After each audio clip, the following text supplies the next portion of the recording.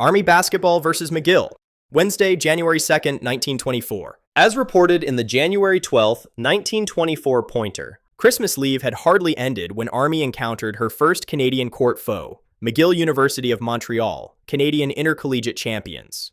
Army's strongest men were in the lineup for the first time this season and rolled up an impressive 40 counters, while the Canucks were occupied with placing a 14 on their side of the scoreboard. It seemed like old times when the Army Five took the floor, and Bill Forbes and Johnny Ruzma were espied among those present. Bill did not remain very long in the game, but the 7 minutes that he played were entirely sufficient to establish the fact that Bill has few peers in intercollegiate circles at running guard.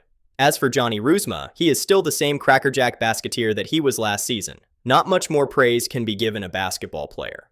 Another pleasing feature of the game was that Parker and Ellinger, who substituted for Forbes and Wood, played basketball of a higher caliber than they had shown previously this season. The other 3 members of the team, Dab, Strickler, and Vic, played like men possessed. If Christmas leave was responsible, it should be made a weekly affair.